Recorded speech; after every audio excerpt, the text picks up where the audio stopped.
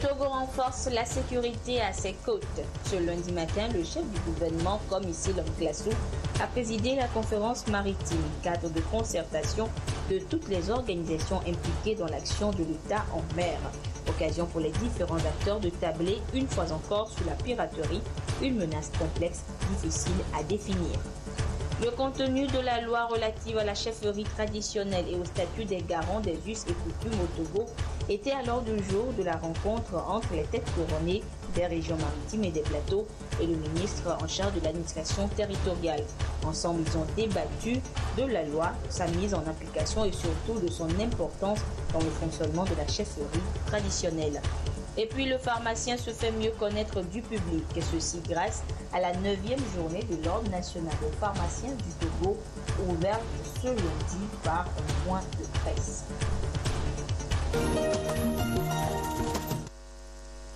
C'était là les titres de cette édition. Bonsoir à toutes et à tous et merci de nous rejoindre pour le 20h sur la télévision togolaise. Le Togo protège son domaine maritime. En témoigne la 3e réunion de la conférence de l'organisation nationale chargée de l'action de l'État en mer, ouverte ce lundi par le chef du gouvernement, commissaire l'homme Classou. À l'ordre du jour, la mise en œuvre des recommandations de la dernière réunion tenue en septembre 2015 et le renforcement des capacités des différents acteurs impliqués dans le processus. Le compte rendu avec Augustin Kossi et Aimé Abali. L'heure est à l'évaluation de la mise en œuvre des décisions prises lors de la 2e conférence maritime tenue le 10 juillet 2015 et imprimer de nouvelles orientations à l'action de l'État en mer. Cette 3e conférence annuelle est consacrée à l'appropriation par les différentes administrations impliquées des projets engagés, puis à la formation des magistrats et officiers de police judiciaire sur les innovations introduites dans la législation pour renforcer la protection des côtes togolaises. Il s'agit de faire le bilan des actions et des recommandations issues de la conférence de l'année dernière. Cette année également, il s'agira de procéder à la formation des administrations, des experts chargés et concernés par la question. Nous avons à cet effet invité des partenaires des Seychelles qui vont nous accompagner au cours de cette conférence à travers des partages de conférences, d'expériences et de formation. Il s'agira également de faire le point sur la recherche des financements. Nous avons des besoins d'acquisition de moyens pour pouvoir assurer la sécurité et renforcer la sûreté dans nos ports. Le Togo s'est engagé depuis quelques années dans une réforme structurelle de son secteur maritime et portuaire pour s'illustrer comme un hub économique régional qui répond aux exigences internationales relatives à la sûreté et à la sécurité du transport maritime. Et c'est dans ce contexte qu'a été créé l'organisme national chargé de l'action de l'État en mer qui, à travers cette conférence maritime annuelle, recueille et prend en compte les apports des différents acteurs afin d'adopter des solutions globales viables à ce secteur combien stratégique pour l'économie nationale. Le cadre juridique et institutionnel a été particulièrement réadapté aux défis de l'heure. Depuis la tenue de la dernière réunion du Haut Conseil pour la mer le 18 septembre 2015, sous la présidence du chef de l'État, Son Excellence Faure Essouzimna Gnassingbé, le Togo a sensiblement amélioré son cadre législatif et réglementaire relatif à la mer. Aussi, plusieurs textes juridiques ont-ils été adoptés de façon diligente par le gouvernement, de sorte que ceux de ces textes ayant un caractère législatif ont été adressés à l'Assemblée nationale pour délibération. Il s'agit entre autres du nouveau code pénal qui prend en compte les nouvelles menaces contre le secteur maritime, la loi relative à la lutte contre la piraterie, les autres actes illicites et l'exercice par l'État de ses pouvoirs de police en mer, la loi relative à la délimitation des espaces maritimes sous juridiction nationale, le code de la marine marchande, actuellement à l'étude au niveau de l'Assemblée nationale. D'autres tests législatifs sont également en étude, pour compléter les décrets récemment pris et qui consolident cette affirmation de la souveraineté de l'État sur les côtes togolaises.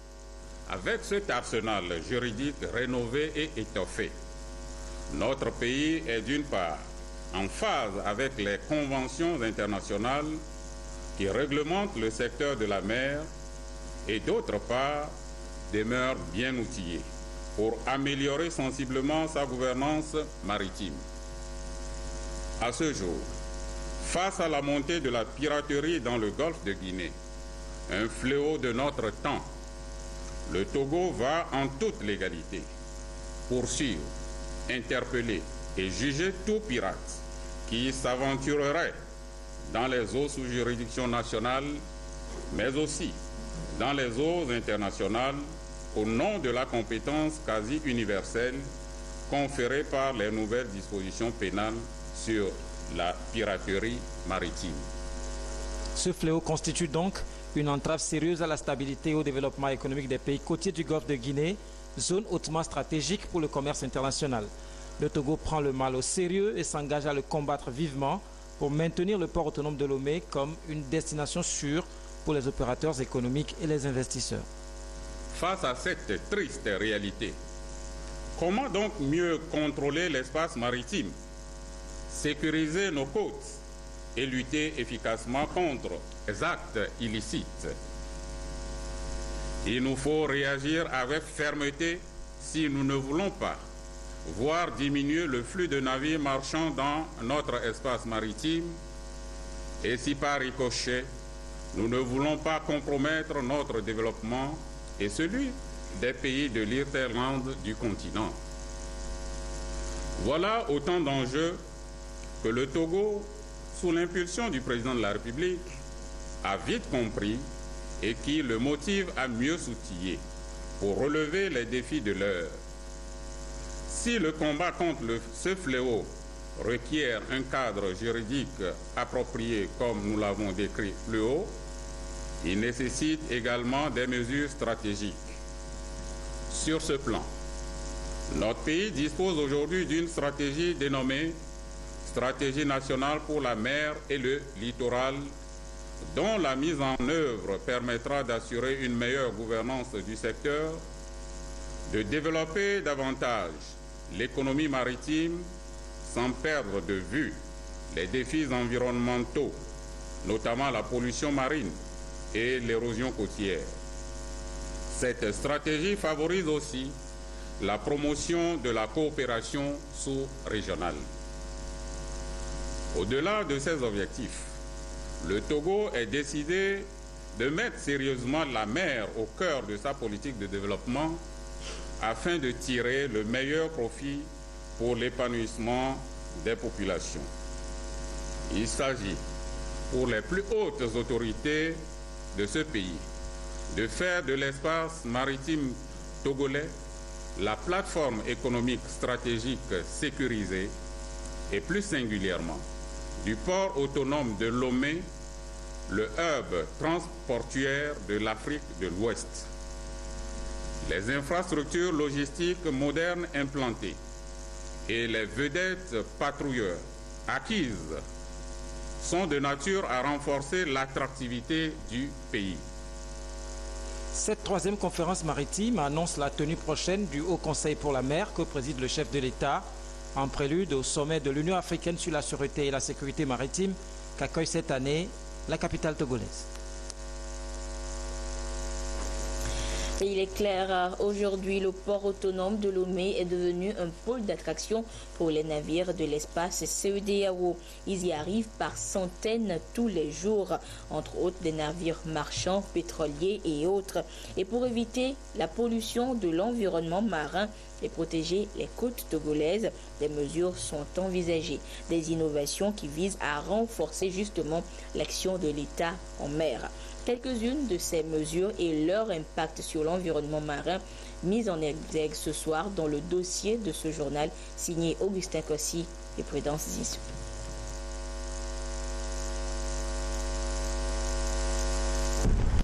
Port autonome de Lomé, nouvel appétit des navires. En 2015 par exemple, plus de 1300 bateaux ont fait escale aux côtes togolaises. Et chaque jour, une centaine à temps en transbordement avec des hydrocarbures. Respectueux des normes internationales et conformément à la Convention Marpol 73-78, le Togo entend mettre en place une infrastructure d'accueil des pétroliers pour protéger l'environnement marin contre la pollution. Notre projet ici, c'est d'avoir sur la place portuaire une installation, ce que nous allons appeler couramment une station, pour que les bateaux qui visitent le port autonome de Lomé viennent décharger tout ce qu'ils ont de produits liquides. Quand il a fini de décharger, il faut laver pour pouvoir recharger un autre produit et éviter que le produit ne soit pollué. Donc il faut nécessairement que les émulsions qui sont maintenant contenues suite à ce lavage puissent être récupérées dans une station à terre. C'est un projet qui est économiquement viable et aussi qui répond donc aux normes environnementales et sociales. Concernant l'érosion côtière, des avancées significatives ont été enregistrées grâce à l'appui de l'UEMOA et de la Banque africaine de développement. Là aussi, le mécanisme de lutte en cours sera renforcé en tenant compte des effets des changements climatiques. Il y a plusieurs initiatives en matière de lutte contre l'érosion côtière que nous avons entamées. Donc, les premières initiatives concernent la pose des infrastructures, c'est-à-dire la construction des ouvrages pour pouvoir lutter contre l'érosion côtière. Les autres initiatives concernent l'appui aux populations, aux communautés riveraines à la côte pour le renforcement de leur résilience au changement climatique. Nous avons l'appui de la Banque mondiale où nous sommes en train d'exécuter un projet d'adaptation de la zone côtière au changement climatique qui va nous permettre à terme de pouvoir élaborer un plan d'investissement multisectoriel résilient au changement climatique et qui soit à même de pouvoir résister aux risques de catastrophe aussi.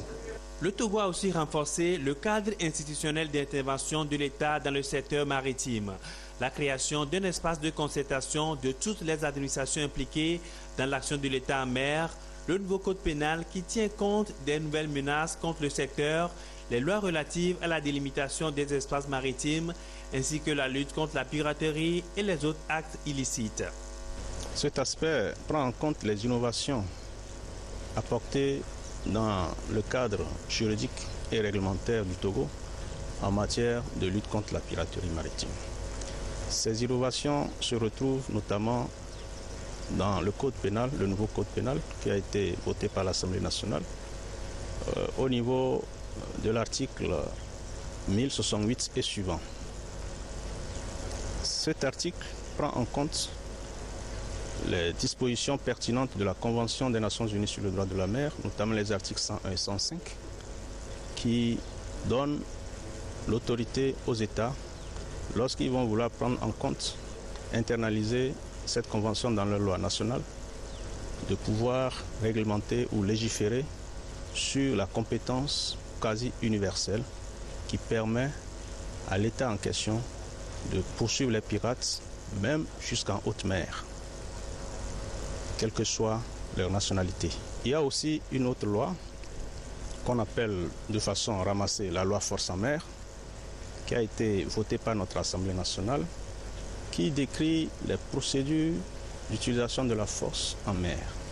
Et donc cela met la limite entre les compétences du préfet maritime, qui est chargé de maintien de l'ordre public en mer, et les compétences de l'état-major général, qui est chargé de la défense nationale. Pour consolider davantage son action en mer et positionner le port autonome de Lomé en pôle d'attraction dans la sous-région ouest africaine, l'État et ses partenaires ont en étude d'autres projets. La création d'une zone maritime protégée, la valorisation économique du lac Togo, la mise en place d'une plateforme globale de services intégrés, de même que la prise en compte des filières maritimes dans l'éducation et la formation professionnelle. Toutes ces perspectives seront harmonisées et présentées à la prochaine rencontre du Haut Conseil pour la mer prévue au 3e trimestre de cette année. Sécurité toujours cette fois sur terre. 140 policiers, gendarmes et sapeurs-pompiers du 8e contingent togolais ont quitté Lomé samedi dernier pour le Darfour au Soudan. Et ce 8e contingent est allé relever le 7e en fin de mission qui est lui rentré au Bercail hier dimanche. Ces différentes missions entrent dans le contexte des opérations de maintien de paix des Nations Unies au Darfour. Le compte rendu avec Tchassenam Baga. Le Togo réaffirme son engagement à contribuer au maintien de la paix au Darfour. Un contingent constitué de 140 policiers, gendarmes et sapeurs-pompiers ont quitté Lomé pour cette région du Soudan en proie à une crise humanitaire. C'est la 8e mission du genre que le Togo envoie au Darfour pour protéger et porter assistance aux populations civiles. Notre mission au Darfour sera de maintenir la paix sur le territoire. Et donc nous aurons à protéger les civils qui sont en difficulté sur le terrain. Après 6 mois de formation, d'entraînement, aujourd'hui je peux affirmer que la troupe est prête pour sa mission au Darfour. Et le moral de cette troupe est au beau fixe. Ce 8e contingent togolais est allé relever le président qui est de retour après 14 mois de bons et loyaux services sur le théâtre des opérations au Darfour. Nous profitons de l'occasion pour remercier nos autorités togolaises qui n'ont pas lésiné sur les moyens afin que vraiment la mission se passe bien. Tout ce que nous avons eu à demander, solliciter pour que la mission se déroule bien, nos autorités ont eu à nous les fournir. Donc c'est l'occasion de leur dire un grand merci. Au départ comme à l'arrivée, les différents contingents ont été salués par les responsables du ministère de la Sécurité et de la Protection civile. Par ces différentes missions, le Togo se joint aux efforts de la communauté internationale dans le contexte des opérations de maintien de la paix des Nations Unies au Darfour, UNAMID.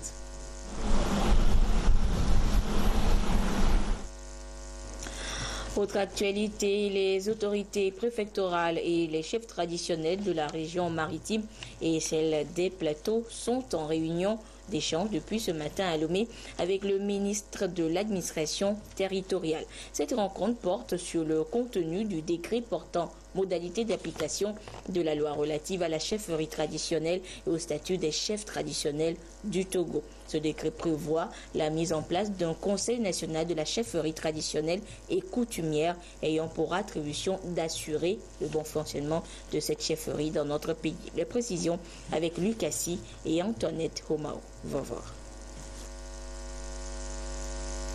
Les chefs traditionnels du Togo pourront désormais donner leur avis sur des questions les concernant et apporter leur concours pour le règlement des problèmes de chefferie. Ceci à travers le Conseil national de la chefferie traditionnelle et les conseils des chefs traditionnels au niveau régional et préfectoral. C'est ce qui ressort du décret numéro 2016-028-PR du 11 mars 2016 portant modalité d'application de la loi numéro 2007-002 du 8 janvier 2007 relative à la chefferie traditionnelle et au statut des chefs traditionnels du Togo. Les conseils sont un regroupement de chefs cantons et même de quelques chefs de villages et de certaines personnes ressources. Ces conseils vont énormément aider le gouvernement parce que souvent il y a des questions que nous sommes saisis pour certaines questions et nous n'avons pas toujours les informations de base pour trancher. Maintenant, les conseils qui sont plus près de la base, des localités, pourront nous aider en fonction de la problématique qui sera posée. Les conseils coutumiers, n'en parlons pas. Outre la composition, les attributions et les modalités de fonctionnement de ces conseils dont s'imprègnent ces garants des us et coutumes et les autorités préfectorales de la région maritime et des plateaux, ce décret comporte d'autres dispositions sur la chefferie. La loi sur la chefferie traditionnelle a indiqué les conditions dans lesquelles une personne peut assumer les fonctions de chef traditionnel au Togo. Bonne moralité, être togolais, être adulte bien sûr, et avoir été surtout désigné par sa localité en fonction des us et coutumes du milieu. Cette rencontre d'échange, d'explication et de divulgation se poursuivra dans les 3 autres régions du pays afin de faire comprendre à la chefferie traditionnelle du Togo le bien fondé de ce décret.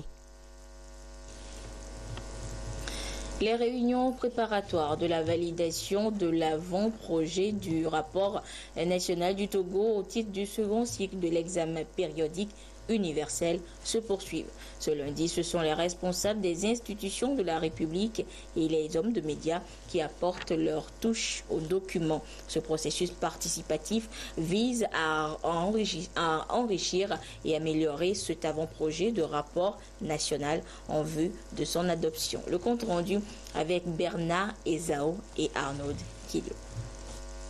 4 ans après son premier passage devant le Conseil des Nations Unies aux droits de l'homme à Genève, le Togo se prépare pour le second cycle de l'examen périodique universel EPU et ce sera le 1er août 2016. Pour être au rendez-vous, le Togo s'est doté depuis 2012 d'un plan d'action impliquant toutes les parties prenantes, notamment les agents du système des Nations Unies, les institutions de la République et les organisations de la société civile pour la mise en œuvre des recommandations issues du premier rapport. Cette deuxième phase consiste donc à évaluer la situation des droits de l'homme et les défis en termes de mise en œuvre des recommandations acceptées par le Togo. Le Togo a eu à présenter son rapport national au titre du premier cycle de l'EPU les 6 et 10 octobre 2011. À l'issue de cet examen, il y a des recommandations qui ont été formulées. Il y en avait 133. Et parmi ces recommandations, 123 ont été favorablement acceptées par notre pays, tandis que 10 autres n'ont pas été favorablement accueillies. Parce qu'évidemment, elles étaient incompatibles avec nos traditions, nos convictions et valeurs culturelles. Le Conseil a noté avec satisfaction les progrès enregistrés et il s'est réjoui de la mise en œuvre à plus de 60% des recommandations formulées ainsi que des diverses mesures prises dans cette optique. Le rapport national au titre du second cycle de l'EPI visera-t-il cette fois-ci à faire le bilan de la mise en œuvre des recommandations acceptées et des actions menées par les différents acteurs en vue de l'amélioration de la situation des droits de l'homme, d'évaluer les défis, les contraintes et les besoins en termes d'assistance technique pour notre pays. Le PNUD a noté avec satisfaction les efforts consentis par le Togo pour améliorer la situation des droits de l'homme. C'est la preuve de la détermination des autorités togolaises de respecter les engagements pris en ratifiant les conventions internationales et surtout leur adhésion au mécanisme de l'EPU. Je vous l'annonçais également, cette ouverture cet après-midi de la 9e journée de l'Ordre national des pharmaciens du Togo. C'est à travers une conférence de presse que le bureau a annoncé les couleurs des manifestations inscrites au programme de cette journée. Les responsables ont échangé avec les hommes des médias sur la responsabilité sociétale des pharmaciens et leurs obligations vis-à-vis de la santé publique. Nous retrouvons Arnaud Kilou. L'Ordre national des pharmaciens du Togo était face à la presse pour des échanges sur des thématiques touchant à leurs responsabilités sociétales. Des présentations ont été faites sur le médicament générique, accessibilité et enjeux et le contenu de la formation des pharmaciens. Les orateurs ont expliqué aux journalistes le circuit du médicament générique et sa distribution, son accessibilité financière et géographique. Les débats ont touché également la déontologie et les obligations du pharmacien dans la prise en compte de la santé publique. Nous nous devons de nous arrêter pour faire le point. Nous devons de nous arrêter aussi pour nous ouvrir vers les populations qui des fois se posent des questions légitimes sur ces potions que nous détenons, qui sont faites pour traiter leur maladie, mais qui des fois, quand ces produits sont mal conservés ou quand leur qualité n'est pas contrôlée ou que leur usage est fait pas dans les conditions qu'il faut, peuvent créer des problèmes graves.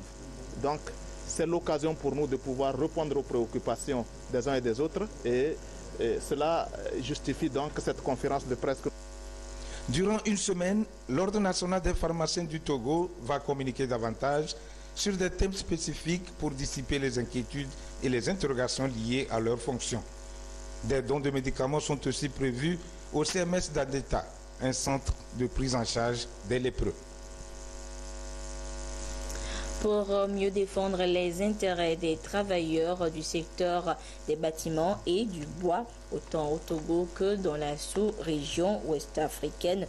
Une rencontre s'est ouverte ce matin à Lomé. Une rencontre de 3 jours qui va permettre aux participants de mener des réflexions autour du thème « Rôle des syndicats dans la promotion des droits syndicaux et humains » en lien avec la responsabilité sociale des entreprises dans le dit secteur. Le compte rendu avec Solange Diato et Antoinette Komao. On va voir. En 2015, les affiliés du secteur du bois et de la construction d'Afrique francophone de l'International du bois et bâtiment IBB s'étaient réunis à Dakar au Sénégal pour élaborer un projet sur la période 2015-2017.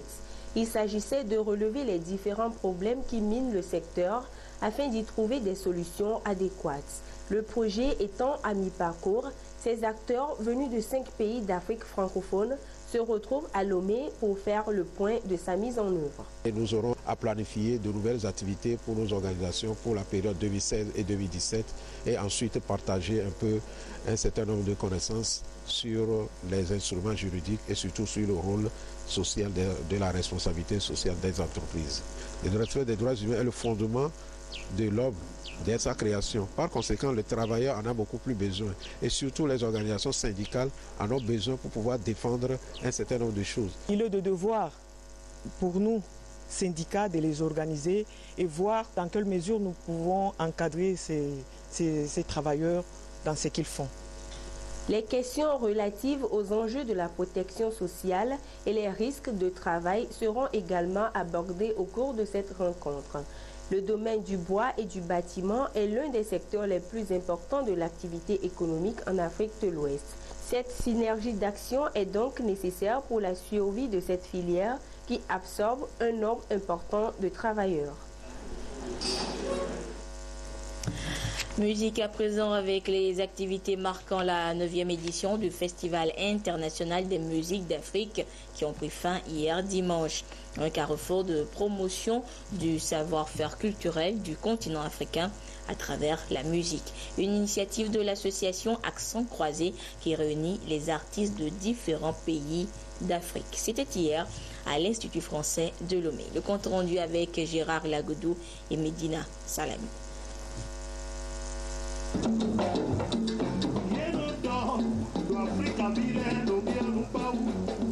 Pour cette 9e édition, le Festival international Africa Rhythm a tenu toutes ses promesses. Cette journée apothéose a été marquée par des prestations culturelles étrangères sur scène de la Hayes du Ghana. Gangbe Brass Band venu du Bénin. Ces groupes ont joint leur voix pour la pleine réussite de ce rendez-vous de promotion des musiques du continent africain, une initiative de l'association Accent Croisé. Très belle soirée, des groupes artistiques africains vraiment excellents.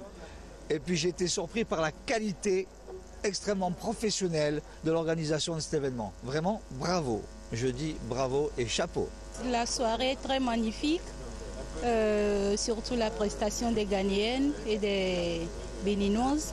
Bon, c'est une très bonne soirée, je m'en réjouis. Selon les promoteurs de ce festival, les résultats escomptés ont été atteints. Occasion pour eux de jeter les bases pour le jubilé d'été l'année prochaine. Nous sommes plutôt satisfaits du résultat de cette édition. Nous sommes très contents de l'engouement du public qui a participé très chaleureusement à tous les 3 concerts prévu sur cette édition du festival. Donc grâce à cela, nous remercions ce public fidèle qui est toujours là et qui attend impatiemment le festival.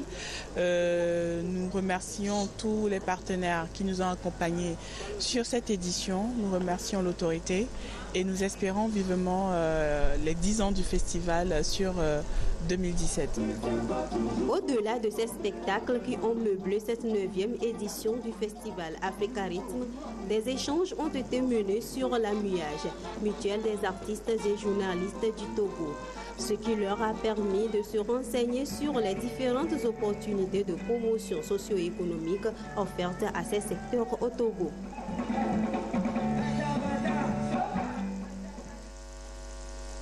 Voilà, c'est en musique que se referme cette édition. Merci à vous qui l'avez suivi un peu partout grâce à la télévision togolaise.